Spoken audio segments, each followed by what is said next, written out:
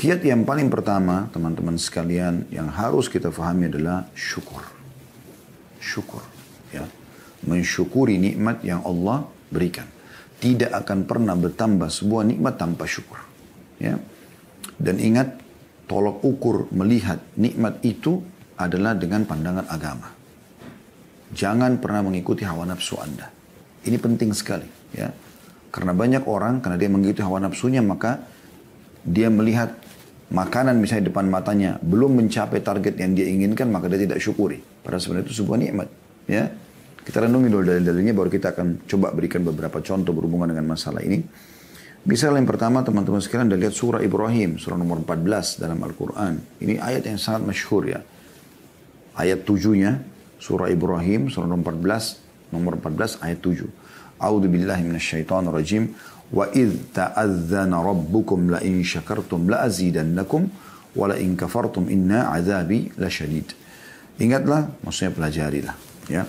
Katakanlah Tuhanmu memaklumkan atau menyampaikan, mengikrarkan, dan juga Allah menetapkan sebagai sebuah peraturan. Sesungguhnya jika kamu bersyukur pasti, ya, aku akan tambah, dan jika kamu mengingkari dalam kurung nikmatku, maka sungguhnya siksaku amat pedih. Anda bisa lihat di sini bagaimana Allah Subhanahu wa taala menekankan masalah itu. Syukur. Dan kalimat syukur itu alhamdulillah sederhana sekali. Tidak mengambil energi, tidak mengambil banyak waktu. Dan perlu Anda aplikasikan syukur itu dalam realita, ya. Seperti misalnya selain lisan kita bersyukur, hati kita meyakini, kita juga realitakan itu, maksudnya bisa kita diberikan makanan, kita juga berbagi pada orang, ya. Kita coba berbagi itu sebagai tambah penyempurnaan terhadap syukur tersebut. Makin Anda berbagi dengan orang lain, maka makin terbuka pintu-pintu rezeki itu. Itu bentuk aplikasi syukur, ya. Karena banyak orang selalu cuma mau menerima, cuma mau ditraktir, ya. Cuma mau diberi, tapi tidak pernah mau memberi. Nah, ini berbeda, tidak memahami makna syukur yang sebenarnya.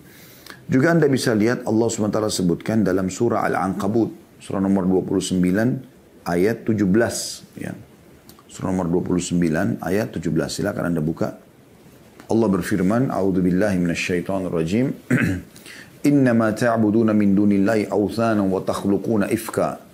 Innal ladzina ta'buduna min dunillahi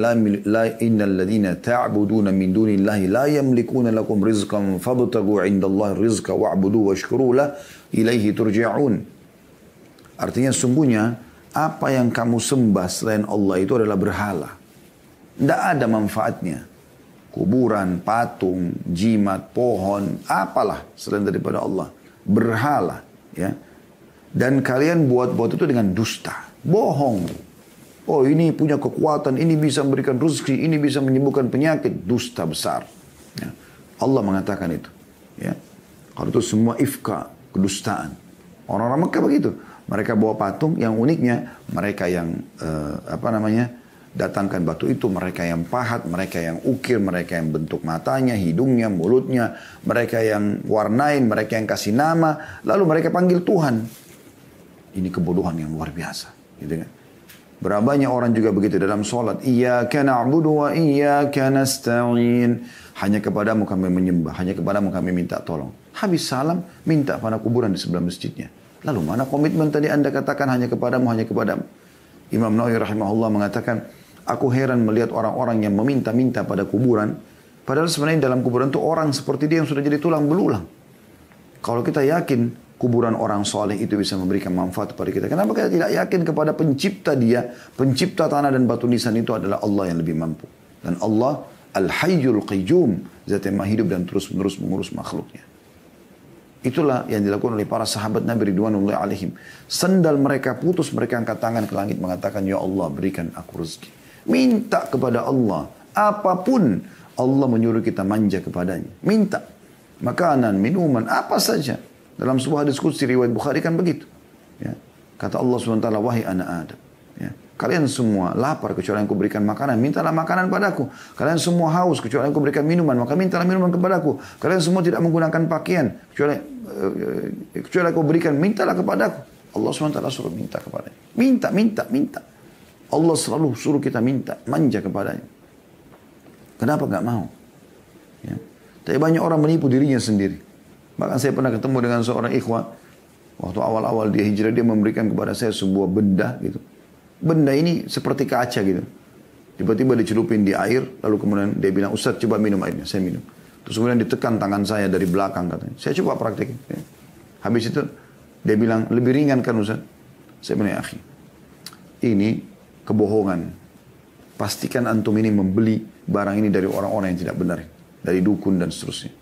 Mereka menjual ini. Dia bilang, ya Ustaz, saya beli ini 5 juta. Ya, ini kebohongan. Dibohongi, menipu orang. Allah tidak pernah seperti itu. Allah menyuruh kita memohon kepadanya. Allah menyuruh kita berbagi sama orang lain, lalu Allah berikan kepada kita, iya. Itu iya. Tapi pergi ke dukun-dukun ini semua ifka, kedustaan, kebohongan ini. Dan Allah mengatakan, saya ulangi, sungguhnya apa yang kamu sembah selain Allah itu adalah berhala. Dan kamu berbuat dusta dengan itu. Sesungguhnya yang kamu sembah selain Allah itu tidak mampu memberikan rezeki kepadamu. Tidak akan pernah mampu memberikan rezeki kepadamu. Maka mintalah rezeki itu dari sisi Allah saja. Dan sembahlah dia, tunduk dan patuh kepadanya. Dan bersyukurlah kepadanya. Ya, ini saksi bahasan kita. Ya, hanya kepadanya lah kamu akan dikembalikan. Ini penting teman-teman sekalian. Ya. Kemudian juga bagaimana Allah sebutkan dalam surah Saba. Surah nomor 34 dalam Al-Quran. Tentang negeri Saba. Ya. Itu di ayat 15-nya. Di ayat 15. Allah subhanahu wa ta'ala berfirman. Laqad kana li saba'in fi maskanihim ayah. Jannatani an yamini wa shimal. Kulu min rizki rabbikum washkuru lah. Baldatun tayyibatun wa rabbun ghafur. Sesungguhnya pada kaum Saba, orang-orang yang tinggal di negeri Yaman di zaman dulu, ada tanda-tanda kekuasaan Tuhan di tempat kediaman mereka, yaitu 2 buah kebun di sebelah kanan dan sebelah kiri mereka. Lalu dikatakan kepada mereka, makanlah olehmu dari rezeki yang dianugerahkan Tuhanmu dan bersyukurlah kepadanya. Nikmati, syukur. Negerimu, kalau kau bersyukur kepada Allah, ya, akan menjadi negeri yang baik, makmur, subur, dan Tuhanmu juga maha pengampun. Artinya kalau ada kesalahan pun Allah masih maafkan. Ya. Ini poin penting untuk kita ketahui teman-teman sekalian. Jadi semua negeri yang selalu menyembah Allah, bersyukur kepada Allah, Allah akan limpahkan rezekinya. Semua negeri yang kufur, maksiat kepada Allah, Allah akan datangkan cobaan-cobaan yang akan menahan rezeki-rezeki mereka. Ya. Ini penting untuk digarisbawahi teman-teman sekalian. Bahkan subhanallah kadang-kadang ada hal-hal yang kita anggap bukan rezeki, sebenarnya rezeki dari Allah subhanahu wa ta'ala. Ini sering saya kasih contoh tapi saya ingatkan kembali ya. Seperti misalnya lapar, haus, capek, ya. Banyak orang menganggap ini siksaan. Karena kalau ditanya, apakah kalau mau lapar? Dia bilang tidak mau. Apakah mau haus? Dia bilang tidak. Capek enak nggak? Enggak enak. Ya. Padahal sebenarnya lapar itu teman-teman adalah rezeki dari Allah agar kita bisa merasakan nikmatnya makanan. Ya. Coba kalau Anda kenyang, Anda tidak tahu harus mau makan, Anda tidak tahu nikmatnya makanan itu. Anda cuma tahu, ya sudah, makan saja. Ya.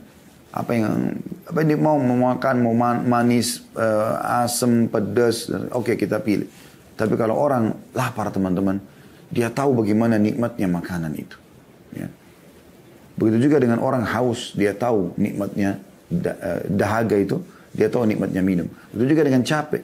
Anda kalau dari pagi sampai malam tidur terus, kemudian malam disuruh tidur lagi, mungkin Anda tidak bisa tidur. Tapi kalau dari pagi sampai malam Anda bekerja, Anda capek sekali. Dan malam Anda istirahat walaupun cuma 2-3 jam, nikmatnya luar biasa. Harusnya mulai sekarang, kalau kita lapar, haus, capek, jangan lagi mengatakan, aduh lapar, aduh haus, aduh capek. Alhamdulillah lapar. Alhamdulillah haus. Alhamdulillah capek. Karena semua itu jembatan untuk merasakan nikmatnya. Atau merasakan besarnya nikmat Allah subhanahu wa ta'ala. Ya.